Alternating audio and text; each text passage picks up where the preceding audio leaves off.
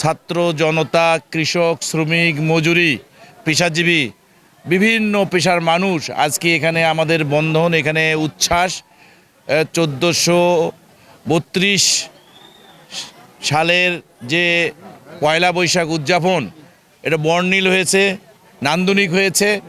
মানুষের প্রাণের উচ্ছ্বাস যেন একটা মিলন মেলায় পরিণত হয়েছে। মনে হচ্ছে যে ফেসিবাদের পতনের পর মানুষের যে দীর্ঘ 16 বছর যে পুঞ্জীবিত উচ্ছ্বাসটা মনে হয় যে বহিষ্প্রকারে ফেটে পড়েছে। আমরা এটা প্রতিটি মানুষের কাছে, প্রতিটি পেশাজীবী, প্রতিটি ছাত্র ছাত্রী সকলের কাছে সেই উচ্ছ্বাসটা পাচ্ছি।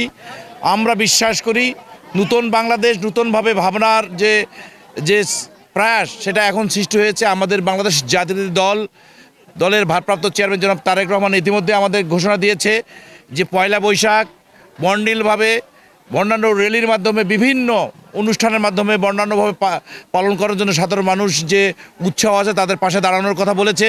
আমরা সেই লক্ষ্যে আজকে সকালে পীরগঞ্জে মহিলা কলেজে আমরা র্যালি করেছি, বর্ণাঢ্য র্যালি করেছি। বিশাল র্যালি হয়েছে।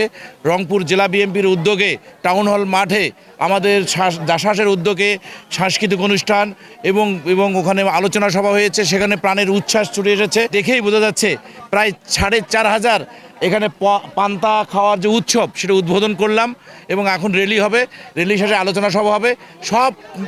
সব মিলে আমরা মনে করি বাংলার যে ঐতিহ্য ফিরিয়ে পেয়েছি। আগামী বাংলাদেশ যার নেতৃত্ব দেবে, 31 দফা যে দিয়েছে আমাদের প্রিয় তারেক রহমান, সকলকে নিয়ে একটা সুন্দর বাংলাদেশ আমরা বিনির্মাণ করতে চাই, পীরগঞ্জকে বিনির্মাণ করতে চাই, দুর্নীতিমুক্ত এবং সকল মানুষের যেন একটা সুন্দর আবাসস্থল হয়।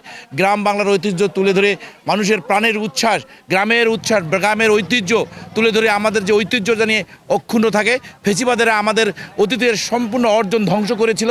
আমরা আজকের দিনে শপথ দেব অতীতের সব গ্লানি ভুলে গিয়ে আমরা নতুন করে বাংলাদেশকে টেক ব্যাক বাংলাদেশ, অর্থাৎ আগের যে বাংলাদেশ গলা ভরা ধান, গোয়াল ভরা গরু, মাঠ ভরা পুকুর ভরা মাছ যে ছিল, আমরা সেই জায়গায় যেতে চাই।